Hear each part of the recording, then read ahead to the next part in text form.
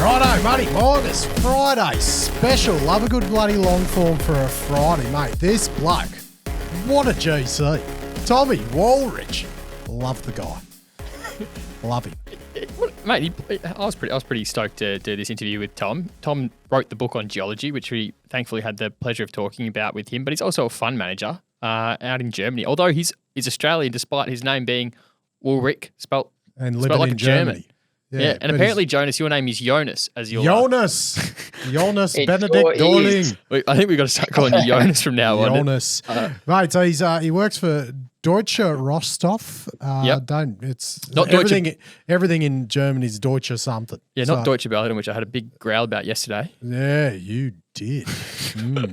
No, Deutsche Rohstoff, mate. Global experience as a geo in Australia, Asia, Africa, mate. Loves. He's now project generator for Deutsche Rohstoff. So, but in addition to being an author, he just loves a good early exploration story. 100% right. Yeah, likes getting in early. And Deutsche, they're a bit like he described it as a bit of a listed private equity group in some ways. So, and he obviously backs himself to get on board discoveries early, so we can get the uplift from doing that. He became pretty acquainted with lithium in recent times, and is quite enamoured by that thematic and familiar with the projects, which I got a lot out of. And he's also, mate, loved talking about copper in Africa. Yeah, mate, talked about plenty there because he's a lithium bull and I'm not. So that was a good chat. He's still pretty bullish on the lithium turnaround. So, mate, just as I said, we talked pretty much every bloody commodity you can think of, and being a highly analytical geologist is his strength. Mate, big Not fan. our strength, his strength. He's into bloody machine learning, big fan of bloody using AI for it. And, mate, you know who else is a fan of AI? Check this out. Bloody look at that. VRIFY. Now VRIFY AI. Look at this. Just yeah, come on. Look at it. Mate, look how flash that shit looks. But you might need to explain it for a couple of the people tuning into the potty. No, just headbang. Just get into it. VRIFY into AI. And that glimpse, get on YouTube and check out how bloody sexed up it looks. Far out. Could VRIFY get, because what they've got already, the 3D modelling and presentation software was cutting edge and top of the world already. Now they're ripping into AI as well. We got a glimpse of what this would be when we signed as a partner with VRIFY, and Steve and the team were pretty damn excited to release this component of what they're doing. But they've built out capability to take in a bunch of different data sets, which really help hone in the exploration potential. It's literally predictive capability on where the most probable ore bodies are going to be, given a whole bunch of inputs, which they help you load in. Mate, you probably won't even need to have a drill on site soon if VRIFY keep doing what they're doing. Mate, unbelievable business. So plenty more to come out there. Don't let the AI of VRIFY detract from what they've already got. So if you want to be first to experience the VRIFY AI, I suggest getting VRIFY right now. So, mate, if you're doesn't matter if you're a bloody developer, exploration story, or a bloody producer, you need to have a VRIFY model to show investors exactly what your joint is. And if you don't have an ore body to show your investors, well, I don't trust you. Use VRIFY AI to help actually find it, because I'm pretty bullish exploration as a result of A, the conversation with Tom, but B, like stuff like this, which might actually lead to a lot more discovery, Matty. Like, it's pretty damn exciting that this sort of stuff could lead to like far greater rates of exploration success. Yeah, and I'm with you there, mate. I'm super pumped about this, and all you've got to do is give Grant at VRIFY an email. That's easy, mate. Exploration success, and how many exploration stories that have used all this technology and then went on to be a developer have been made possible by Adam Wilson and KCA. It's the next step. It is the next step. Pretty much every one of them, I think. Like, don't unload all your shareholder money buying all brand new shit and pissing off the shareholders when you can hire it off KCA. Like, mate, get your VRIFY sorted, get your deposit, then you get KCA to help the transition. Matty, is there anything they don't have? I can't think of anything. Is there anything? I know Adam would be looking at AI pretty heavily. He is that type of guy. So let me explain how this transition works, boys. Vehicles, service trucks, water carts, buses, excavators. That's all your pretty stuff in the sun, but then the bloody underground machinery. ITs, charge rigs, trucks, graders, flatbeds, bloody water jets, mate. How many... I would just like to know how many mining companies would have failed and gone into a liquidation if Adam Wilson and the team at KCA hadn't stepped in and done what they've done. What's the turnaround time between wanting a water cart and getting it? Mine is 5 days because I think KCA know that you need it before you do, and it will be at your site. This is the AI, mate. That's the machine learning. 5 days before you need it, it's there. Yeah, so they have like a big algorithm just consistently running, knowing exactly what companies need gear. And, mate, you call, it's like piece of cake, mate, already on the truck halfway up to Mika. I knew you wanted that. It's actually there. Open your eyes. They've actually stopped ringing. And I know pick up the phone and call KCA. Yeah. I don't think that's even going to be a thing anymore because there won't be any need to call them because the machinery will just turn up. So, mate, absolute... Just anticipates your needs. Absolute elite business in machinery hire and AI. KCA, love your work. Righto, let's get into it. Tommy Woolrych from Deutsche Rohstoff. Right on, Matty. Best way to start an episode. Tommy Woolrych, welcome to Money of Mine, mate. Straight from Berlin to keep the German feel going for our founding man, Jonas Benedict Dorling. Actually, Jonas Dorling. Welcome, Cobber. Thanks for popping in. You're right. That bloody vape, mate. Need a quick vape. Yeah, just bloody grab it whenever you want, mate. What's your fund called again? The Deutsche Rohstoff is a listed private equity vehicle, DR0 on the DAX, and we do a bunch of things, one of which is a public equities fund. Mate, very excited. Glad you're here. We often get a little bit of feedback saying, love listening to you. You guys are great. You call it how it is, but you know nothing about geology. And thankfully, you'll mate, be handy today. Thankfully, you literally wrote the book on geology. A book. Rocks, fossils, and formations: discoveries through time. This is it's wicked, right? Because you've obviously pitched it as being written for children to is it ages whatever to 14? 9 to 14 years old. Okay, thanks, Ali. Yeah, I thought it was 8 to 13, but yeah, it was based on the Australian curriculum. CSIRO, who's a wonderful institution, were super supportive. And yeah, that was the pitch. A kid's book. Mate, Jonas read it and he said, "I fucking feel so stupid because I still don't understand it." Okay, and his father's a geo. So I've failed in my mandate from CSIRO. I think it's I'm speaking for the non-geos out there, but I get lost in it a lot of the time because you go to the 101 of geology and a lot of it's like, the Proterozoic era, all this sort of stuff. And it's all about these eras in time when the rocks formed and that's all interesting. But I just want to know, will it make money or not? Yeah. And I can't pay attention enough time until but the fundamentals matter, don't they? Well, they do. Talking about, geological ages, there are certain times through Earth's history, 4.6 billion years, where it's been better for iron, better for gold, better for copper, better for lithium. So there are some pretty simple things that you can kind of learn, and the geology can help you.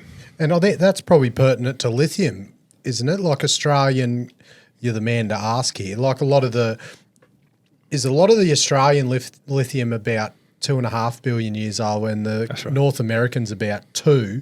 So hence the top layer of the lithium in Australia is a lot more weathered and the lithium has been dissolved out, whereas that's not the case in North America?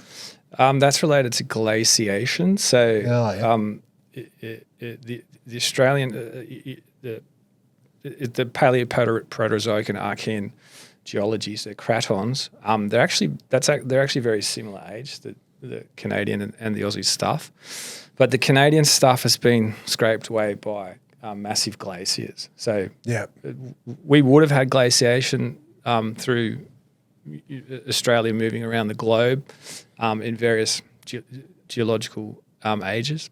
But for a long time now, we haven't had any glaciers scraping away at the surface. So you've just that rips the weathering profile off it, does it? That's right. Okay. So it's not the age. It's they're similar ages. And okay. and you're talking about 15,000 years ago against 2 billion years ago. So there's been heaps of ice ages in the intervening period. Now, mate, throughout the course of the convo, we're keen to unpack your views and your insight on the landscape of the world that we care about. You obviously have a bit of a front seat gig, sort of making some investment decisions as it relates to your fund. But you're a geo with experience in Australia, Asia, Africa, especially base metals. You love the Zambian copper, I hear from our pre-chat. Yeah.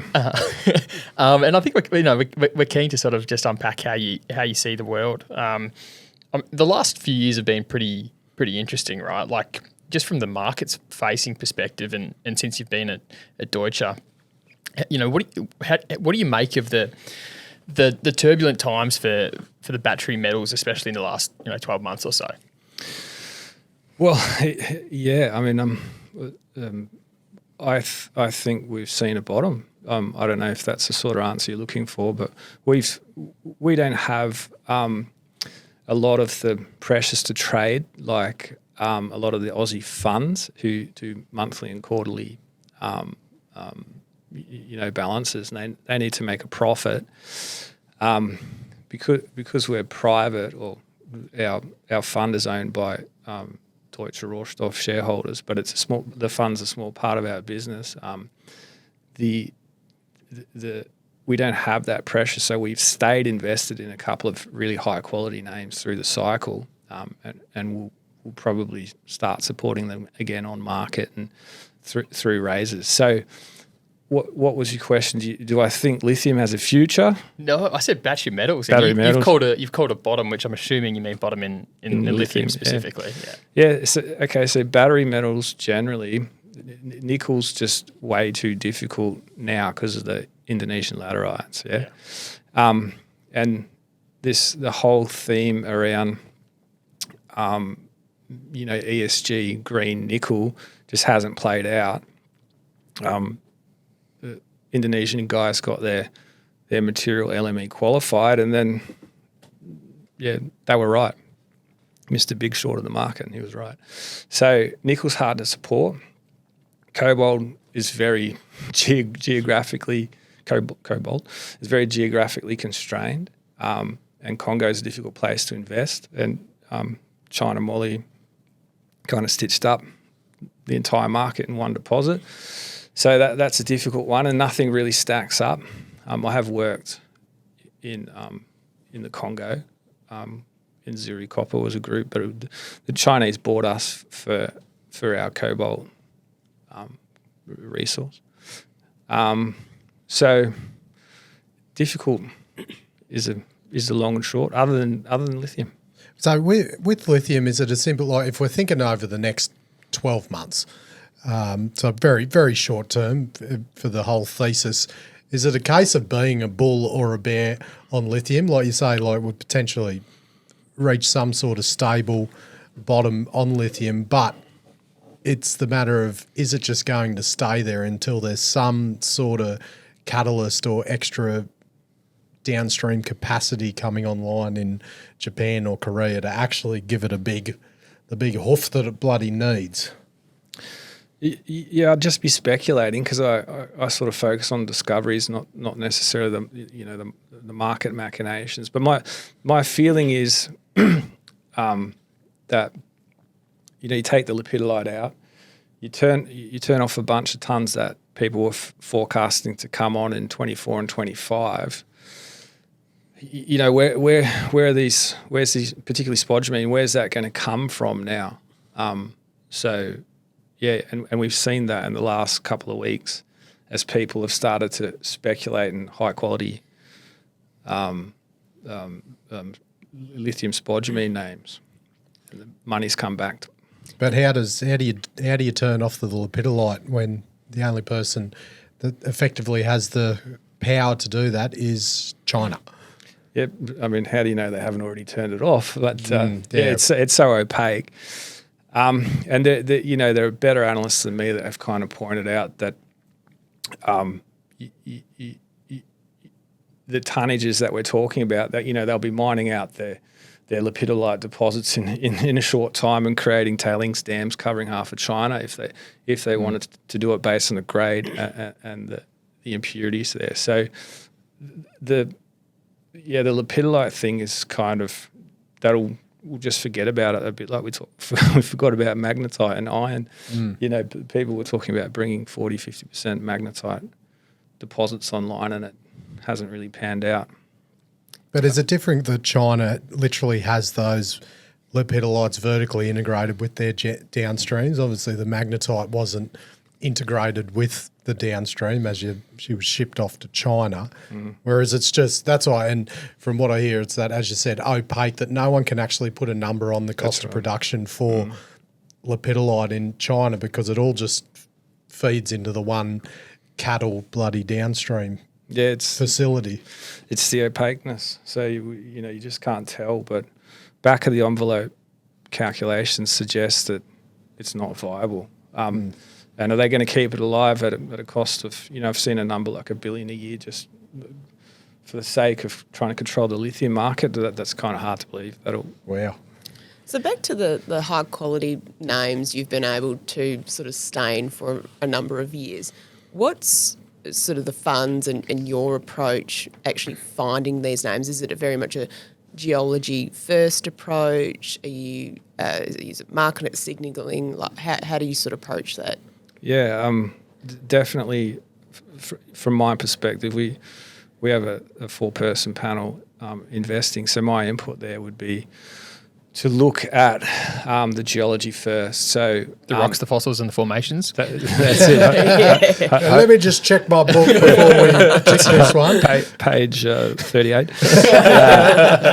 But I'll go right back to even scraping drill hole information out of the ASX releases and mapping and modelling in Leapfrog the resources. So I have pretty strong conviction on the sort of tons. I can get it within 10 or 20%. I had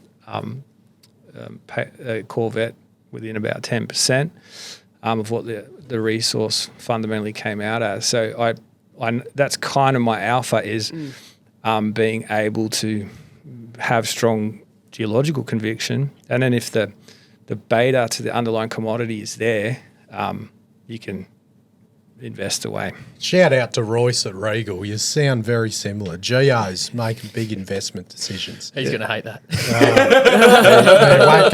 Not allowed to talk because of compliance. He used to be a friend.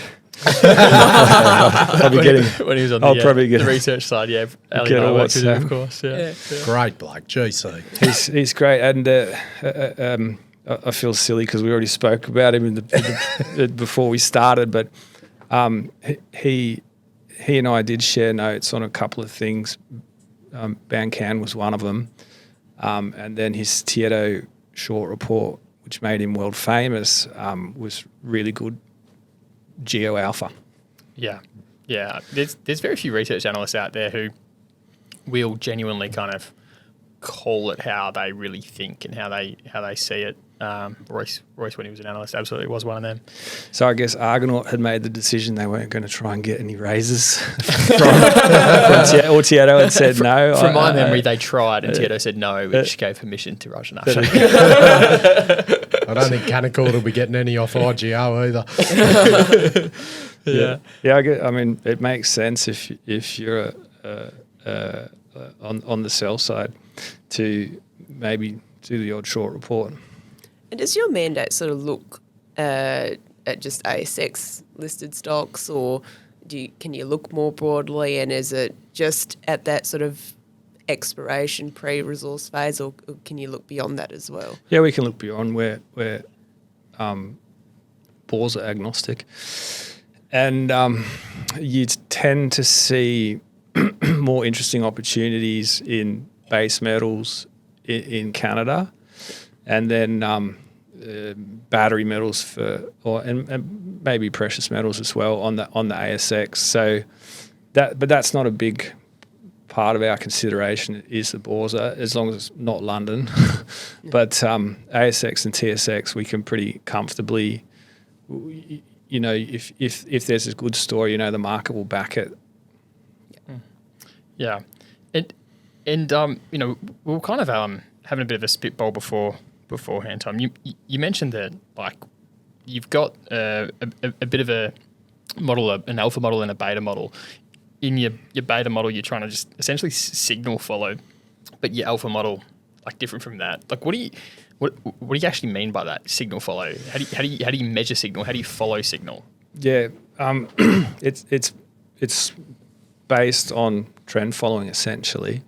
So how do you measure a trend? Is it just momentum? Is it Twitter? That's probably a pretty good signal. Is how many tweets, and I think on Bloomberg that is possible. So I don't want to give away the full algorithm, but we like to look at.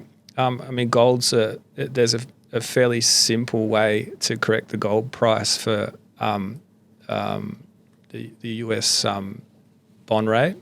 We look at the 10-year and the Dixie, which is the US dollar index. So if you can eliminate the influence of the Dixie and the 10-year on the gold, you can get a more pure, clean signal, and then you can use sort of like TA or something like that to dark arts, mate. The dark arts of TA to see if gold's not going up. Not surprised you geos use crayons, and now you bloody pull out the crayons and the fucking price charts as well.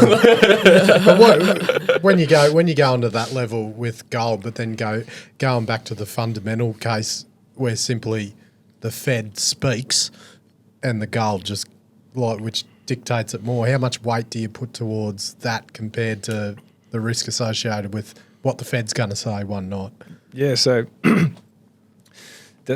that goes back to the concept of it's all one trade, you know what I mean? Yeah. So why don't you just go long short the Dixie, right? Why do we mess around investing in equities if it's all one trade, or if it's all just a speculation on the US dollar?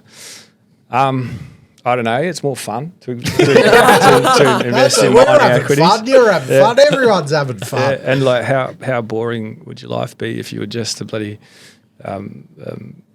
traded the Dixie? So, but no, there are market inefficiencies that you can capitalize on if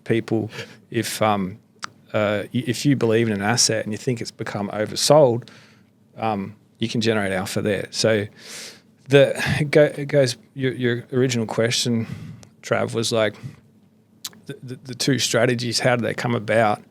It's because we round tripped on a couple of particularly gold projects. Didn't get out at when the gold price was telling us to get out. So we just had the geological alpha part, the discovery alpha part right. Which projects, out of curiosity? PDI was a good one. Yeah. Banking, yeah. And then some TSX ones. Yeah. Calibre and Victoria. Yeah. So if we could have hung on to more profits if we had sold based on a gold price signal. And that's another thing, like try to recognise when a discovery starts having high beta to the underlying commodity. You've got to change the strategy and how you trade them. So what was my point? What do you mean by change the strategy? Like essentially adjust for that high beta? Exactly. So all of the uplift that you get from discovery, as you see in the Lassonde curve, which you guys are probably students of, everyone looks at It's on the fucking shirt. Is it? It's our logo, mate. So every day. So this is the geo alpha, the discovery phase, and then once it passes through the trough into the second up towards the second peak, you need to start looking at the underlying commodity. So the geo alpha and beta strategies are kind of like Lassonde curve plus. Yeah, right. Is the way to think about it. So that's hopefully being a geologist, I'm a natural bull, and I think the market's wrong, and the projects that I've spent hundreds of hours looking at are the best in the world. And but sometimes you have to, gravity is a strong force. What are the biggest things once you spend these hundreds of hours looking at a stock and you have this massive high conviction, the things that just come out of the woodworks and completely fuck it up? Yeah, there's heaps of them. Native title would be one of them, I would reckon. Yeah. Australia is a good jurisdiction, to be fair. So you do have to manage that. But yeah, metallurgy, I probably won't call out the stock, but I had a high conviction graphite stock. It was really is a world class asset, but I didn't understand the graphite business enough, and the too long DL, like the too long osmosis of it is it's fucked. Yeah, I mean that was a technological thing.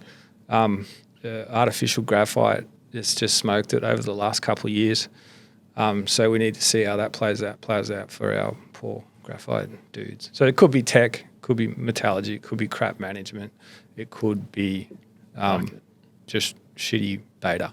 So what time frame are you looking at when you look at investments? Like you listen to Rick Rule, and he's 5. He could be thinking 5 years ahead, like when things are really in the toilet. Like he's still talking about Centaurus as a nickel play because he likes it now because it's in the toilet. Well, I like it too. What's your time frame? It's a tough question, but I guess you have to play it commodity by commodity. So the time for lithium was 2 weeks ago, right? Well, 3 weeks ago, if you look at Wildcat up at this stage, up 80%. Yeah. So at this stage, Did you buy Wildcat 2 weeks ago? We've held it through. Can you believe it? Round tripped on that one as well. Yeah. Wow. And I'm not sure. I have to talk to the guys back in Germany. Hopefully we've been topping up. Yeah. But that's kind of a no-brainer. I know you guys knocked it a little bit at the start, which is good. No, that was Bogan Geologist. Mate, Matty memed that he came up with the best meme ever for that one. Wow, I mean, come on. Mate, how much probably sold fucking a few advertisement do they want? Exactly. Yeah. So, I mean, if you look at that one as a case, it's going to be a big resource grade. We'll see. Hopefully, it's above 1%. I think some people are saying might be under, which would be difficult, but it's on a mining license. So, old Flano's Mount Ida pits, there's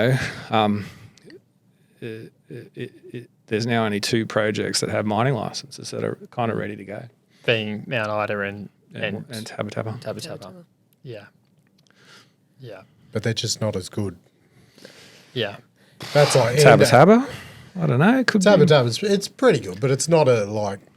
It's not an Andover. Andover or a Kathleen Valley. Maybe could produce similar cash to Kathleen Valley because it'll be a big open pit.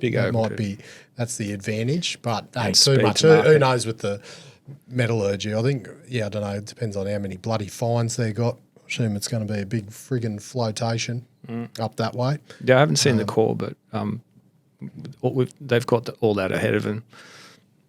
Actually, going back to what you were saying before with your red flags, assuming, say, geologically, it's a good project, it's economically, you can extract the ore out of there and it's all good on that front. How much does poor management how much do you factor that into a decision? It's like, well, geologically it's fine, but how make or break is that for you? It should be more than it is, because the management are super critical. They have to get out there, beat the drum, and it's hard. I've worked in juniors and seen how difficult it is, especially in a bear market. So it's not the biggest consideration for me, but it should be higher. But how much? So management's one thing, but then speed to market is another one. Like you could have put any manager in core lithium, and it was the whole thing was about speed to market now. But like Capricorn, for instance, like they're not like they're Mount Gibson's being funded by pretty much operating cash flows from Carla Winder, like they're not rushing to get that going. They're doing it as all the in-house design and everything themselves and the study themselves. And it's like they're not like being forced by the market to get going. Yeah, that's good management. But I totally agree, and that's kind of why I'm not interested in those sorts of stocks, because I can't see, like, I can't study the geology and then see that it's never been cheap, right? Yeah. Before Mark Clark. And same with GMD and stuff. The market gives you such a premium for management. Okay, good, I can make 10, 20% maybe over 6 months. I haven't been following that one that closely, but I think that's the sort of returns they've been getting. For me, I'm far more excited in, Azure at 28 cents, as it was when the SQM investment came in. So, and then I can't, because I'm just a humble geo, I can't make any comments on the discounted cash flow model or anything like that. So I rely on guys like you to tell me we're the alpha, who's cheap. I'll cover the underground shit. Leave the other stuff to the boys. So you're obviously looking for triple baggers, not a bloody. You don't want 10, 20% doesn't interest you. Well, I mean, it's kind of dictated by our business as well, because we have a pretty big balance sheet. So management will go, well, why we're going to put $1 million into this to make 1.2, to make 20%, 200,000 doesn't help Deutsche Rohstoff at all. But your fund's probably the size, but you'll eventually get to a size where you won't have the liquidity as much to go into you'll have to diversify to go into bigger ones as well, won't you? I mean, hopefully, if we're super successful. But it's the alpha. It's like, the specialization of a geologist is like having, alpha at the earlier stage projects, right? Which is where you can have the larger uplift. So you'd have a natural tendency to focus on that, I'd imagine. That's right. So, if you tell me DFS, it's sort of like, how boring. Yeah. We had the conversation beforehand, and you mentioned, you brought up WA1, and you said I missed that. Yeah. And we're talking about they don't have a maiden resource yet, but the comment is I missed that. Yeah, exactly. So what are they? 700 mil, something like that. Yeah. So I would have loved them at 70, but I did have my eyes on the niobium market enough to feel comfortable to get into it. So that kind of, and it goes back to core as well. We didn't ever invest in core because I never saw the quality in the resource, but it bloody went to $4 billion or something. And trend followers, market beasts would have had that, made a lot of money. Yeah, they could have done with another 3 months of prices, but yeah, it wasn't a long-lived experience. Yeah. So you've had a whole heap of experience in your other life as a geo in Africa. How do you see Africa as a jurisdiction now from a more market-facing perspective? I mean, you see the stuff that's, happened in Guinea just now, all the stuff going with, Leo and 5-inch and whatever. But then you've got, guys like WAF who are going amazingly in Burkina Faso. So how do you see that from a fund or risk perspective? Yeah, it's super difficult. And I do find myself, because of my Africa bias, trying to pitch ideas. And, my passion for tier 1 geology, tier 1 discoveries, they're just being made in Africa. Yeah. Mm-hmm. And then the other guys are like, what's Guinea? What's Mali? What's the DRC? I've been to most of those countries and kind of feel comfortable operating there. And I mean, WAF and Resolute, they're good examples. They've just kind of kept on keeping on through military coups. And it's kind of par for the course in Africa. So by the coup, the coup, if something tanks 20% because of a coup headline, maybe just grab it. And I think if WAF's probably a good example of that. I'm not sure if I grabbed any, but it's something that would have made me think, I love those companies, I love the geology. why not go in? How are they? Do you think they'll ever re-rate? Your WAF. WAFs and your Perseus and Resolute to a degree? They kind of have to, like, once they keep on smashing the West Aussies, every quarter, the market will stand up and take notice. And this goes back to, the beta strategy. If you're a gold bull, you want to be investing in the goldies that have been the most smashed, because when the market runs, that they'll have the biggest levers to that gold beta. But do Aussie gold have to fall out of flavour for the, as you say, Ali, the funds to flow, the flow of funds to go into African gold? Maybe I don't know, but I think a lot of Aussie funds have certain mandates, have certain rules that they can't invest in certain jurisdictions or under certain market caps, or if they're not in an ETF and so on. So, yeah, it goes back to our sort of investment agnostic thing.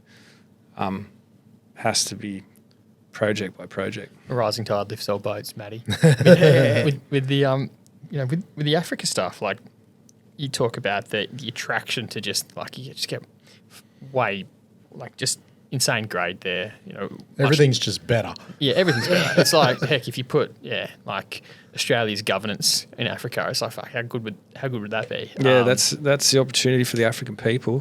Totally. And there's definitely been an evolving landscape, and I know Africa's not homogenous. Like you've got different countries there, you've got different dynamics, different affiliations, different sensitivities to Chinese investment and involvement. But there absolutely has been a trend of Western countries leaving or diversifying out or away, especially in the Canadian gold space, right?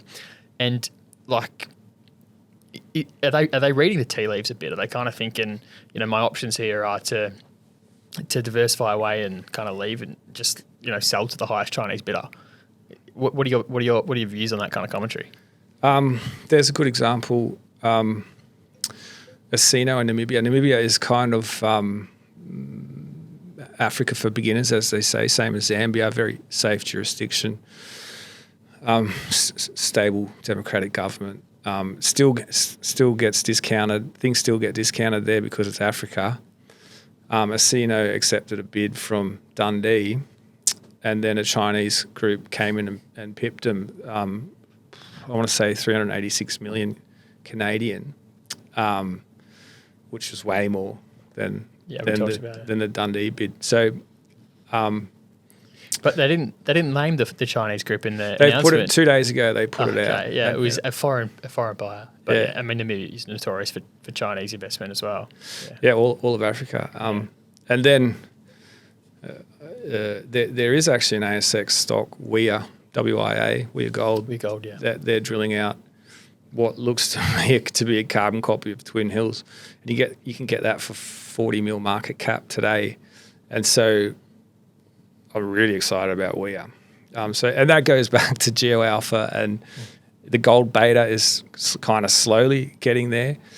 Although you can't believe anything that the gold bulls say, but the comp that Asino WIA comp is pretty attractive. It ultimately doesn't matter who the Chinese, who acquires it, because you as an investor in the company still get paid if a Chinese company acquires it. Yeah, exactly. So I think the comment was around, the question was around investing in Africa, and am I concerned by the Chinese moving into to these assets? So not really. It's a good exit, and in this market, in any markets, if you get an easy exit, that's great. Do you think Tieto will get rid of Zhao Jing? Can they? I'm not sure they can. I mean, they're too big in them now, aren't they? Yeah, I know there's defence on them to try and get rid of them. Yeah. Sometimes that's just to get an uplift in value. Yeah. If I were a Tieto investor, I'd be going, bid them up. Let's go. Yeah. You reject it if you think you can get an uplift, and then they give a higher offer, and then but no one's coming to the party. No one else. Yeah, but sometimes you can still get an uplift if you if you play your cards well. That's what you hire the bankers for, mate. The fucking. What are your thoughts on shareholder activism? Right, like, and when I think of German funds, 3 of them come to mind. Another one starts with Deutsche. The other one I never want to fucking talk about because absolute train wreck of an interview we did which will never air. But one of them might be a bit more active. The one with Deutsche in the name. They take board seats. I use the word seats plural. Just seats with the same people too. Yeah. But you don't, right? So, like, what do you think of being active in companies?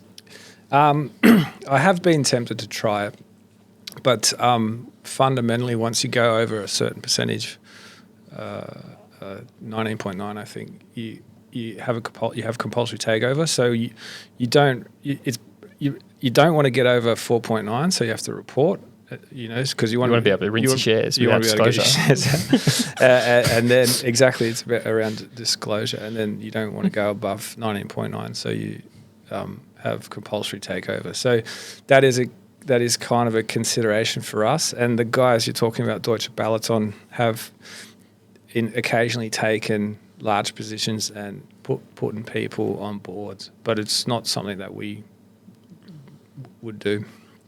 Yeah, and even just activism. Do you think you would ever team up with other shareholders to sort of execute a change in board and a change in management or anything of the likes? You kind of, or do you just sort of look at whatever the proxy recommendations are for the resolutions and say accept all these? Generally, yes. Why? We should be more active. That's definitely true. But if the projects and the management teams have hairs on them, we'd rather just make an exit and put our money into something that we think is going to go up. Vote with your capital instead of your vote. And then it goes back to using geological alpha. Normally, those sorts of assets are well advanced, well past the second part of the Lassonde curve. So we probably wouldn't invest in them, or I wouldn't be pushing to invest in them.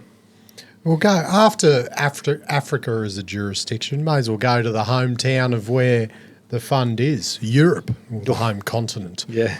Europe. Like, plenty going on about, especially on the critical mineral side of thing, about wanting to source X amount has to come from Europe, and whether they're going to meet that or not. Is there a potential play coming up there? Rusty would be loving that we're bringing this up, but what's your take on the whole thing? How's it going to work? Can it work? Right. Are you looking at it?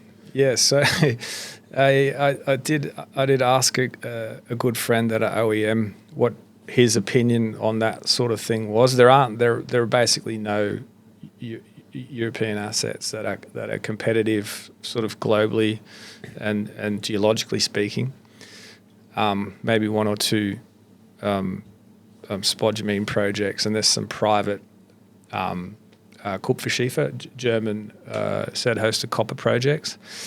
But I asked him the question. I said, what do you think about the new fund, the $1 billion fund that they've set up to invest in critical metals and bring... Won't get them far. Yeah, precisely. So he said, I told them to get 80 and they got 1. So we'll see. It seems like they're making overtures, but it's not a very serious... It's not yet a very serious attempt.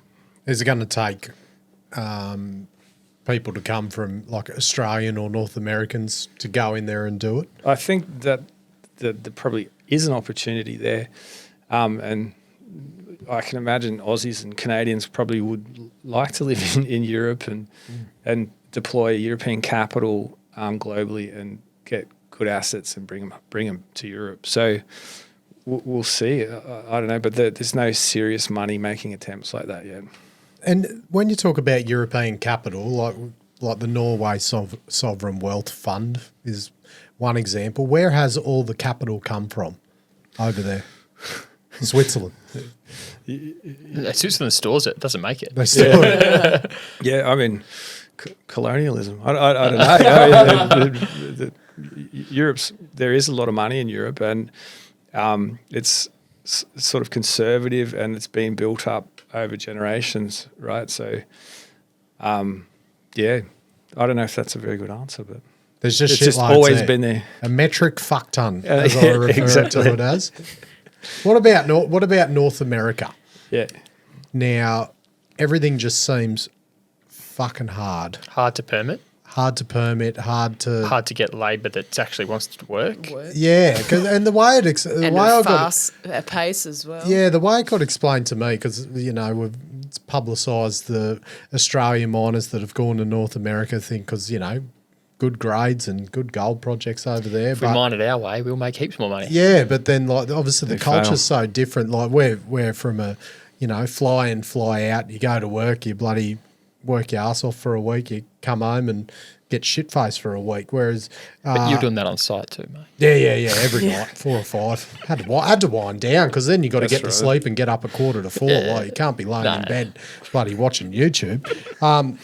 But North America, the way it got explained is that like a lot of these mines that are around a township or whatever, like they don't want to go and mine it too quick, because they want to make sure there's something left for the next generation. Very, very different culture. So the Aussies are maximising cash flow, and the Canadians. Yeah, we're just like, we're just, mate, if you had a lunch break here, you're bloody back on a truck. Yeah. Like, Bludger. It just seems totally different. But like, you look at and that coupled with how long it takes to permit and get projects online, like look at how long Arrow's taking for next gen. Yeah.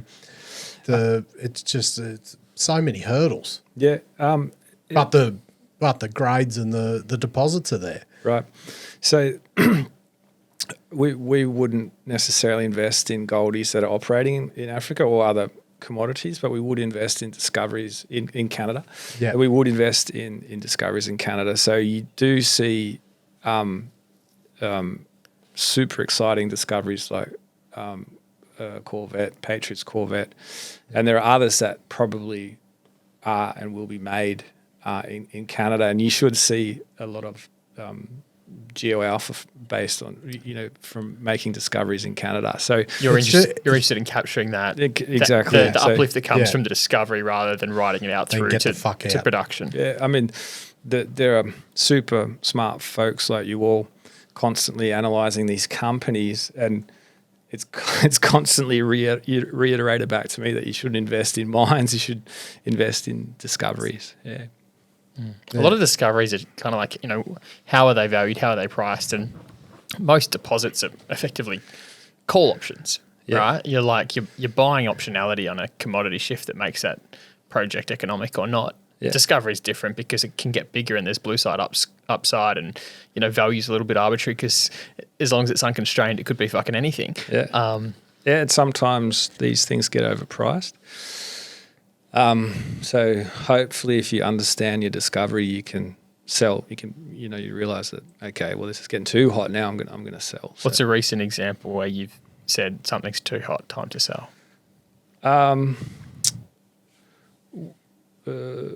Patriot was a good one that we exited pretty well on that. But Before the mineral resource? I think way before. Yeah.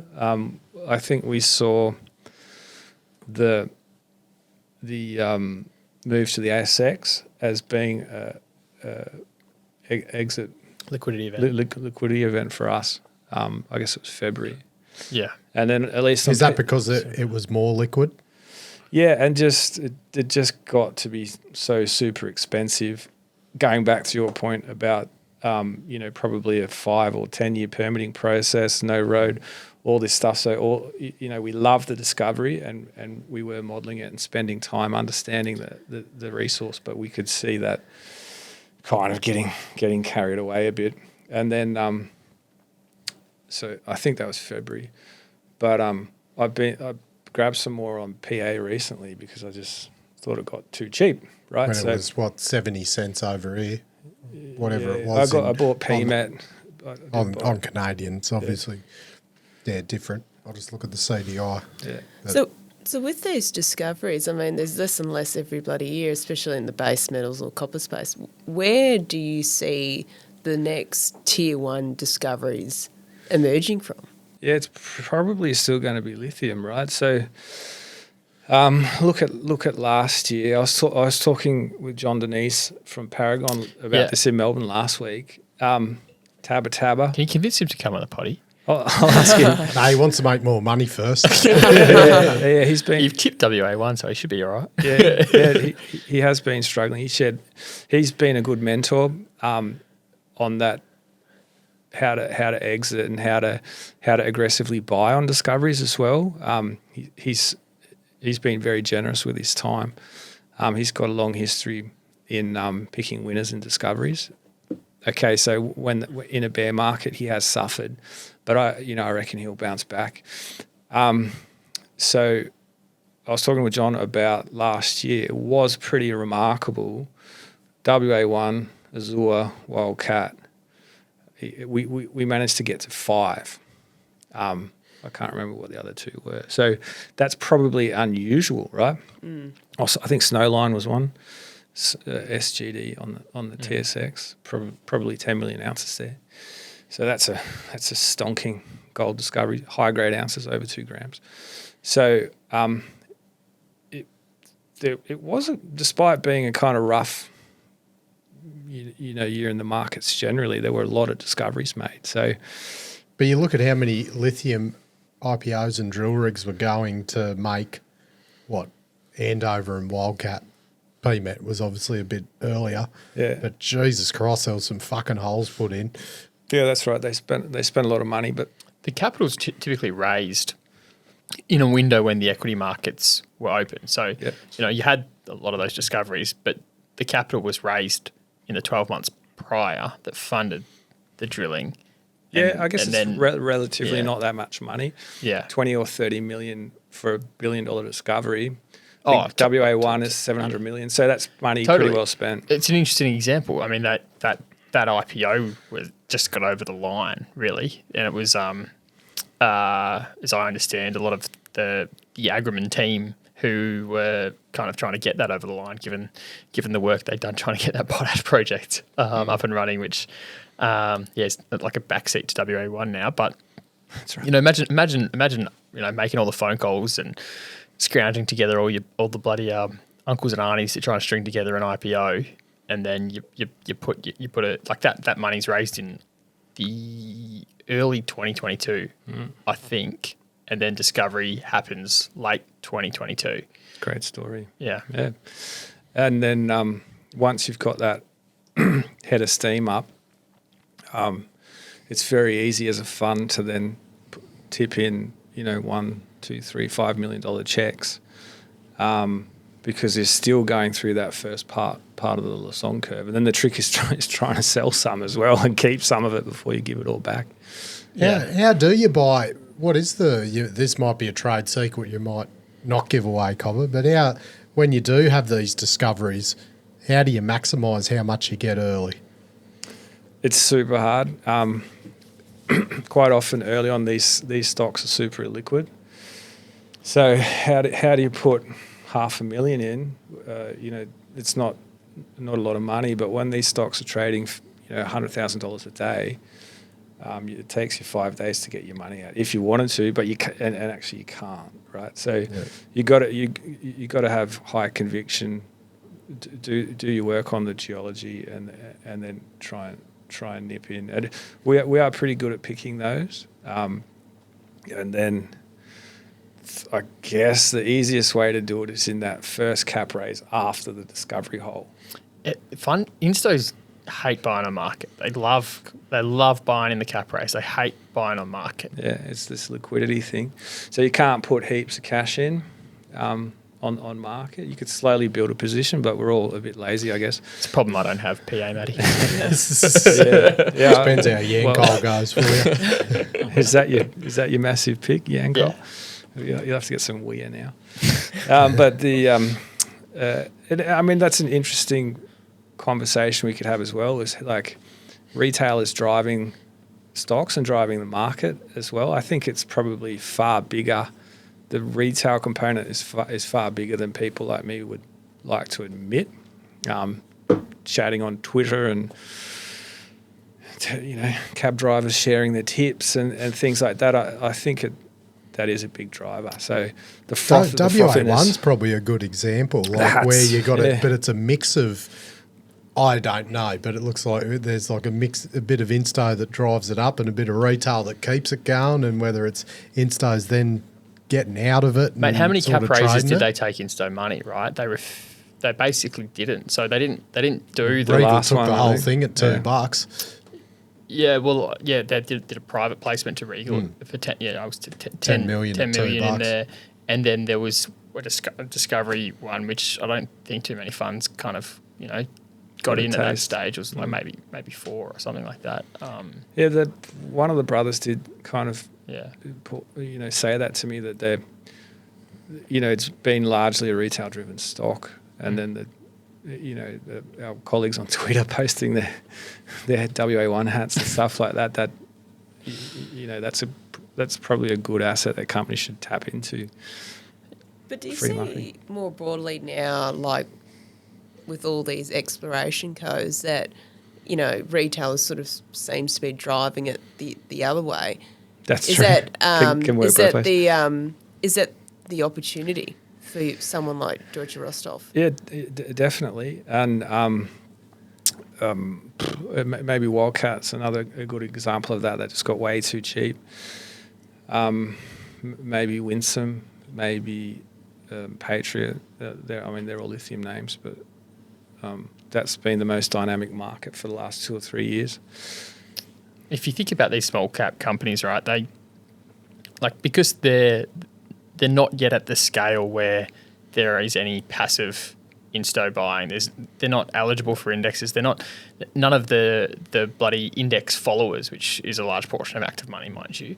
The index followers, they don't care until they have to care about it, because it's sufficiently large that if they're not exposed to it, because they're just a hugger of the index, none of them are quite at that scale. So the margin, where are the flows coming from? It's retail and the odd fund that is actually willing to buy on market. Otherwise, where are the flows? And that's why, we talk about the catalyst for a re-rate. What is a re-rate? A re-rate happens because people are buying or selling a stock at the margin. And who's doing that if it's not eligible for inclusion in any of the indexes? Well, it's retail and insto is willing to buy and sell on market. Yeah, there's not a lot of what do you call it? Mining focused funds, small mining focused funds doing things like that. I think a lot of fund managers buy on PA to sort of focus their attention on stocks. So if you can get a Fundie on his PA personal account, and then he's going to start looking at it in that next maybe bigger post discovery raise. And I don't know if I answered your question about investing in cap raises. It's like it kind of sets a floor on the stock price, particularly if you're in a bull market. In a bear market, they just smash through all the different levels.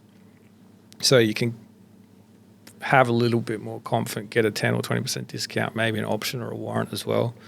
So that's why they are attractive. So you sound like you're still a big lithium bull. What's that hinging on?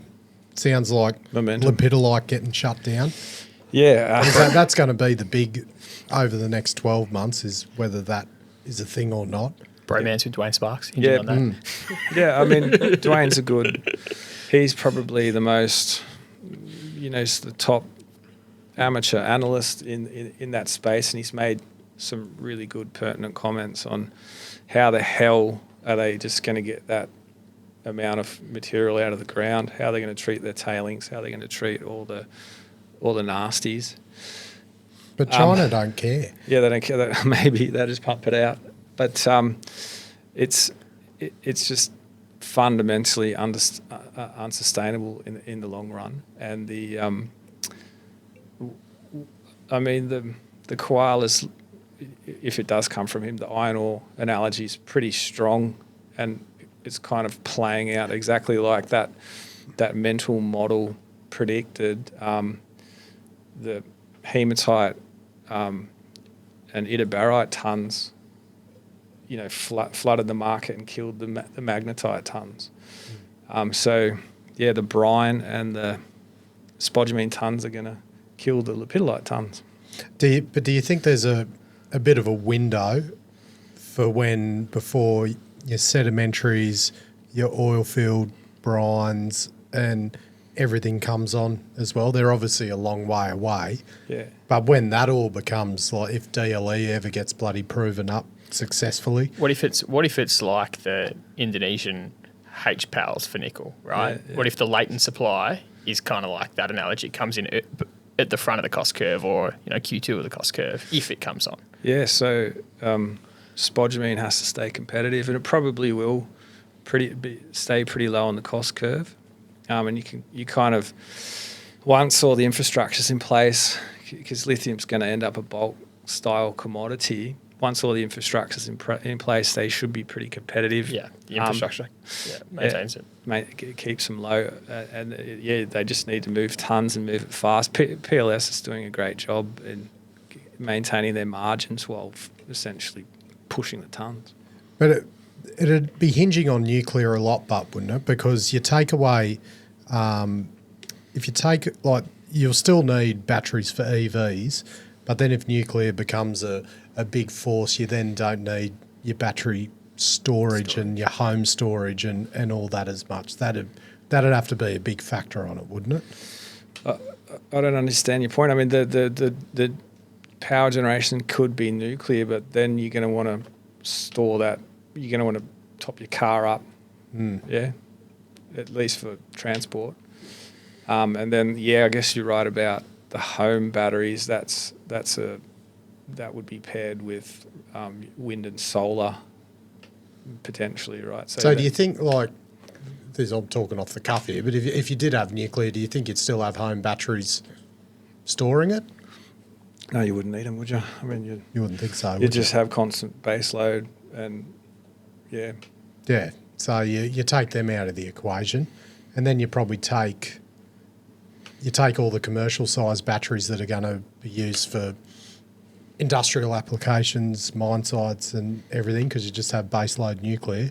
If you can hook your mine up to the grid, which is difficult, but I mean, this is a long fucking way down the road, but that long way down the road might line up with when there's just so much, because there is just so much bloody potential for lithium supply in the world.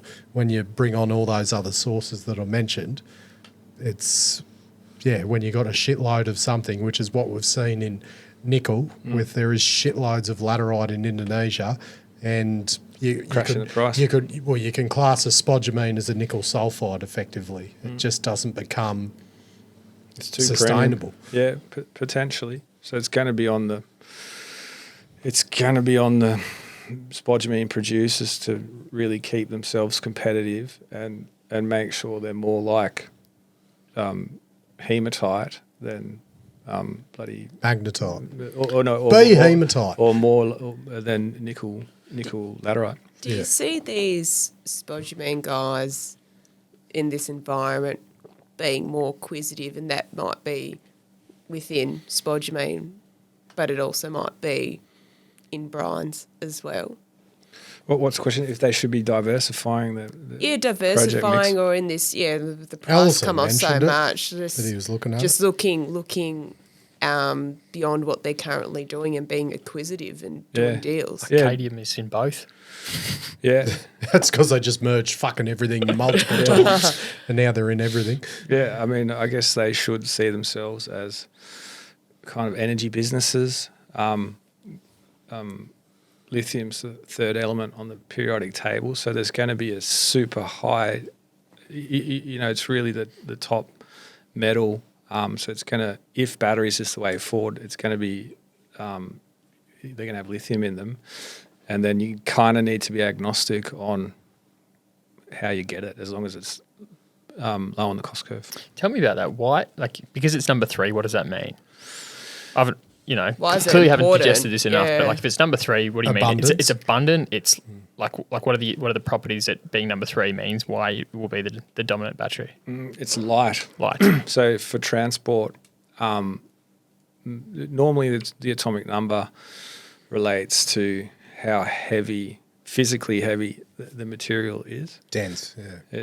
And your passion, uranium, is what is it, 257? So but the energy density is so much higher. But it's extremely heavy. Yeah. And you see that in the rocks, actually, the specific gravity of uranium minerals is like six times hell. water. I remember bloody at DeGrussa, I think it was 3.8 for the high grade copper. Like waste rock's about 2.7. So What's tungsten? I actually don't know. It's fucking dense, isn't it? Yeah, it'd be very heavy because it's low on the periodic table. But it depends out the grade of it in that rock. So like gold's fucking the densest, but it's in, parts per million effectively. But you're mining copper, could be, DeGrussa was 5%. So you got more of the copper in a unit of rock. Yeah. So what were we talking about? SG. So, and then the specific crustal rocks, like Maddie said, the SG is about 2.6 times water. So, yeah, that goes back to being it's light and therefore if you want to transition all your transportation, you're going to need to have lithium batteries.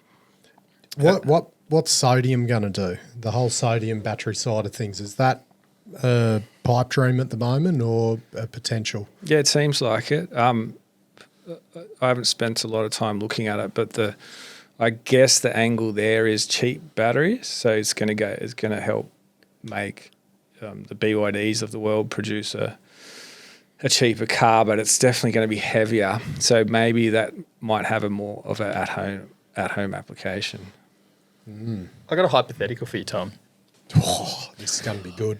Let's say a new discovery pops up tomorrow. Share price kind of corresponds, but it catches your attention, and you think I got to freaking take a look at this. Given you're a geo and early stage exploration is your domain, what are you looking to do straight away, and what are you looking to check off straight away? And importantly, what's the fucking red flag that says nah, can't touch this? There's lots actually, and I do that every day. So thanks for the question. Not just stitching me up on tin or on uranium. The companies produce these ASX announcements, and the ASX are really good with their Table 1 in forcing companies to put some actual data into their announcements. The TSX is not as good. Some companies do give you the data. Others think that their data is their IP, right? But I argue that the license, by them holding the license, that's their protection, and the data is ours actually, the people that are investing in the stock. So, any CEOs out there, please just put as much data as you can into the announcement. Like cross-sections? Cross-sections is a good one, probably for Payment have got cross-sections now. Yeah. You've been following? They look good. I think that's from Leapfrog. But they so I'll go through an announcement, scrape out all the data. Sometimes I don't even read the words because I want to be objective. Yeah, exactly, unbiased. But what about the headline, mate? No, superb. The headline, impressive. the headline is what makes me click. And then once I've clicked, I go looking for data, scrape the data. It's like a thumbnail, Jay. Chuck a turd on it. Clickbait. Yeah, someone needs to put their hands up. I do like you guys. Thumbnails.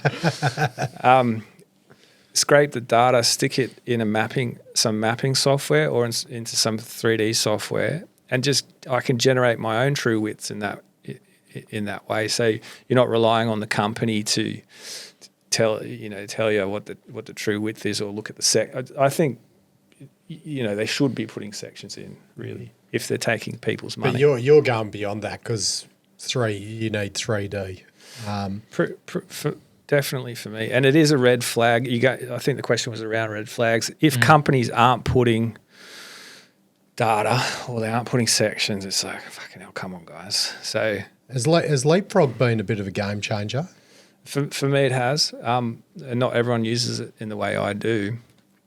I do extremely rudimentary volumes, and then times them by the SG 2.6 or 2.8 to work out the tons, and then you just use an average grade based on the intercepts that they give. So you can work out contain ounces or contain tons of lithium or something based on that. So yeah, that's an area of interest for me. And instead of relying on the company's interpretation of, cause you look at a cross section, and what you got an intercept, but then you've got whatever management's interpretation of that ore body is around that intercept, and sometimes that can be a little bit optimistic and but creative. You kind of discard that and come up with your own shape. Ultimately, companies they don't put out exploration targets until they've got a third party to model them. And that's been interesting to see that transition from inferred to exploration target recently. Azure, but namely, right? When have you ever seen a bloody exploration target be 100 to 240? Yeah, that broad. Yeah, so broad. Yeah. I mean, I can get more. What do you call it? Based on the current state of drilling, more reliable numbers than that, tighter ranges than that. So yeah, what's my point? The companies need to tell us enough to make sure that the projects are viable and interesting. Fucking beautiful. What else we got? Let's do an overrated, underrated, Maddie. Oh yeah, we haven't done one for a while. Done one in ages. We haven't. No. I'll let you kick off, Al. You've prepared a couple of topics, and then all these lithiums are underrated. Maddie and I will chime in. 2 weeks ago they were. So with the rules of overrated, underrated, you just literally say overrated, underrated, or neutral. No qualification, or no. You could do a 1 sentence qualification. Or you can do neutral. Yep. China. Neutral. India. Underrated. Chalice at $1. Overrated. Iris Metals. Way overrated. West Africa. Underrated. Wildcat at 70 cents. What was it today? Yeah, can you tell me? Oh, sure. Underrated. MinRes's lithium assets. Neutral. Ooh.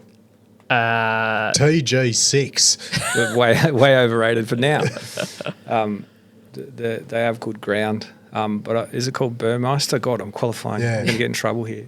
Burmeister is no bueno, but we'll see what they can turn out. Copper in Zambia. Neutral. Can I qualify that one? Yeah. That's too tempting. Go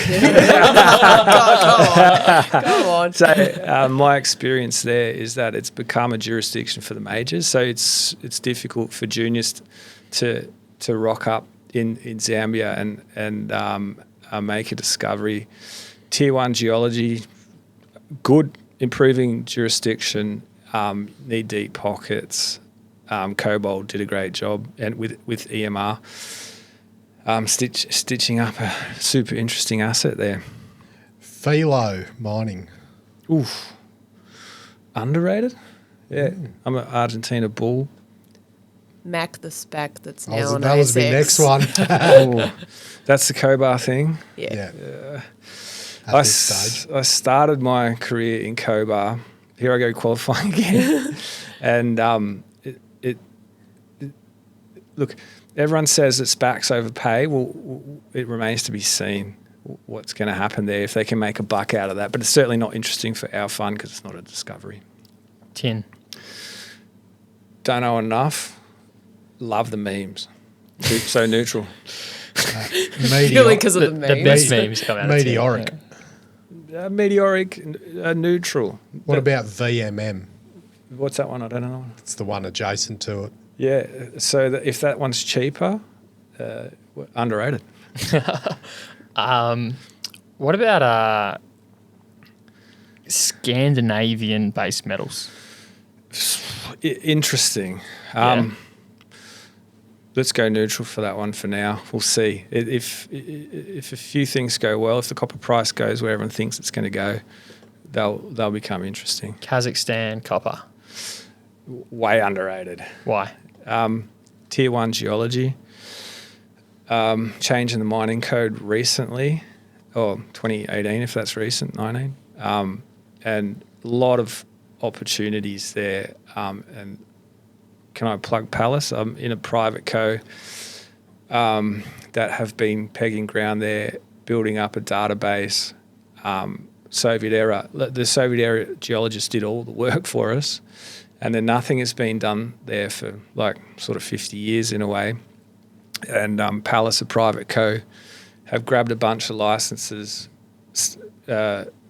raised money, done JVs with majors, and the boys there, Simon and Dan, are doing fantastic work. AI to make new discoveries. It doesn't work. Why? It's not like ChatGPT. You can't just prompt, a line, what do they call them, a Google bar, and say, is there a deposit here? Is geology not just interpretation of information? And it is, but it shouldn't be. So one of my interests in geology is making it more quantitative. So what does that mean? It means, and Palace is a good example of that, collecting as much of the historical data as possible, digitizing it, cleaning it up, putting it into machine learning models, supervised learning, not unsupervised learning. So once you've got all your data digital into a GIS, it can be thousands of data layers. You tell it where the mines are, and then you can get an output, and you tell it where the dusters are as well, and you can get an output, a statistical probability of what a particular raster cell might have. So I think that's the future of first pass, what I call search space reduction. So if you haven't gone through that exercise and you're just going around, banging around the bush,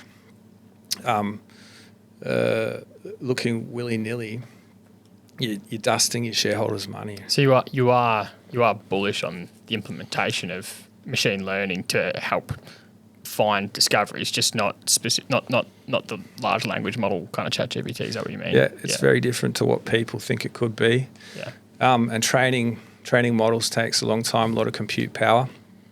So it's not learning. It's not AI. It's multivariate statistics. Yeah. And we're a long way from the machine saying, "Here's a mine." Leo Lithium. Wonderful. Am I still doing overrated, underrated? Yeah. Just Tier 1 geology in a difficult jurisdiction, with checkered. Ali was talking about management earlier. Checkered. Some of the hairs on that project came from management and pushing at 5 inch, pushing the Marilla Gold project, and now looks like Leo's stuck with the environmental liabilities from a gold project that's not even theirs. Well, I mean, you've got some capital tied up there within the fund, right? What would you take Leo's last traded share price? Would you sell it for 100 cents on the dollar of the last traded share price? Would you sell it for 50 cents on the dollar of the last traded share price? I think if you asked me 2 weeks ago, I would have just said get my capital out at all costs. I would have sold it for 50 cents on the dollar. But with the rebound with the beta coming back, the underlying beta to the lithium price coming back, I'd probably be buying more because it's a tier 1 asset. Yeah. Where has that beta come from? In 2 weeks. In 2 weeks, it comes from Chinese New Year. That was the catalyst. Purely from the environmental bloody inspections of the lepidolite. No. So it's more than just lithium. It's all retail beta. It's like make cryptos up, like tech stocks are up. Fucking Bitcoin's at bloody 60 grand. It's retail beta is like fucking flying everywhere. And it's all fucking like in sync with each other. It's a bit of muscle memory as well, because the lithium names, a lithium cycle is 6 months or something, and us poor copper bulls, like the cycles are like bloody 10 years, right? So I think that there's a bit of muscle memory there, and the projects are fundamentally good. The good ones that have bounced 60, 80% like Wildcat in less than 3 weeks, or I think it's about 3 weeks now. They're good projects, so yeah, they should get support from the market. So if you're a copper bull globally, what are the jurisdictions and the projects? Top 5, even potential areas. Speaking geology, or just bloody return on investment. Return on investment. You can't beat Ivanhoe, even though it's not a Geo Alpha play. Kamoa is just such a ball terror. Phenomenal. And ramping like crazy. Like, yeah, exactly. People talk about copper market shortage, mate. That was fucking... And Friedland's a dream. That's a dream management team there. So you can pretty if the copper beta's there, you can pretty comfortably invest in that one. I've had the privilege of going to that asset, so it's been on my, I've been following it for years now. I guess First Quantum's an interesting copper beta play as well. What if they get the license? What if they get Panama back? About 4 weeks ago now, Malay sent all his state governors and Secretary of Mines, I think is her name, but she's also subsequently been sacked or she quit. So there is some, what do you call it, turmoil in Argentina at the moment. But he sent all these people to Berlin to attract capital to Argentina, just to tell German industry that they're open for business. Yeah. And Flavia's her name, I think. She had a presentation. They had 44 lithium projects in development, different stages of development, and only 15 copper. So I'm thinking, this is one of the top copper jurisdictions in the world in terms of geology. Why aren't there more copper projects happening in Argentina than lithium projects? I've got one last question, and that is, for the age 9 to 14-year-old audience for your book, what is the one or big takeaway that you'd like people to take away from your book about geology? Yeah. Great question. I should have a pre-prepared answer for that one, but it's really about a curiosity of the natural world. And I did a science communication degree at ANU because I wanted to learn how to write and present the world, or be the David Attenborough for geology, right? That was kind of the dream. And just haven't got any fucking lines eating each other. That's maybe that's what it is. Geology. There you go. A couple of rocks. Let's fast forward. Throw a couple of rocks at each 10 other. million years. But that's kind of the point, isn't it? Geology's not boring. It's super exciting to be able to read something that looks boring and benign, be able to read the rocks and tease out a narrative about Earth's history from the rocks. So be curious. Ask questions about your surroundings. Think using the scientific method. So think for yourself. Don't just trust what greybeard old people tell you to do. Think for yourself, and so that's called being quantitative. So that would be my message to them. Have you bloody made much coin out of the book? Zero. I mean, it's a fucking passion hold her up, project. Mate, Jonas bought one. Jonas. Bloody, where do you buy it, Cobb? Hold her up, Trav. Get her on the camera. We'll zoom in on the bastard. CSIRO, and then all of the online things. Amazon and the rest of it. You can fucking rock fossils just Google formations. It up and you'll find it. Mate, we stoked you come along. Fuck, she's been a good yarn, eh? Yeah, I mean we only couple of tins. We lost half of it in the middle, but we'll cut it up so it looks seamless. Make it please do. Yeah, the old hard drive was full. Anyway, we recouped. Stoked to have you here, Tom. And I understand you're not based in Australia anymore, so we appreciate the fact that when you are here that you've popped in and shared your time with us. I look forward to plucking your brain for some geology insight in the future. And thanks for coming on, mate. No, my pleasure. And you lot don't forget some of the small cap discoveries. There's a lot of you guys do talk a lot about the turnaround stories and the big caps, but it's fun and there's a lot of leverage to a lot of dollars to be made in discoveries. There's just like in terms of percentage bloody success on preventing talking about bullshit, it's hard for us. A lot of good stories out there, Matty. There's so many good stories out there. But you can rely on a couple of good blokes like you spoke about Royce, myself, Dwayne Sparks. These guys can keep you on the. You're the only one of those three that's accepted an invite on the Everyone show. Said, come on, you geos. Help these lot. Oh, right. Well, I'm busting for a piss, so we better bloody call it there. How do they do Joe Rogan for 3 hours? They must have a piss break. Definitely piss break. But it's all live streamed, isn't it? Nah. Isn't it? Nah. Yeah. Righto, speaking of which, cheers, Cobber. Thank you. Cheers. Oh, well, I just figured out at the end of the episode why every German company has Deutsche at the start, is Deutsche is means German. Yeah, what does the owner think? Could have bloody told me that earlier, Jonas. Just keeping you in the dark, mate. Keeping you on your Oh, toes. very good, mate. Sensational chat. Good on you, Tommy. Go buy his book. It'll be on Amazon and everything. We should chuck a link up in the show notes, actually. Right. Thanks to all the partners, as always. Who do we have at the top? Good old VRIFY and KCA, harnessing the power of AI. We've also got SMEC, Anytime Exploration, GetWet Solutions, DSI Underground, Brooks Airways, and K-Drill. That's it. Got less sponsors now, less episodes. Yeah, it felt a bit shorter. The information contained in this episode of Money of Mine is of general nature only and does not take into account the objectives, financial situation or needs of any particular person. Before making any investment decision, you should consult with your financial advisor and consider how appropriate the advice is to your objectives, financial situation and needs.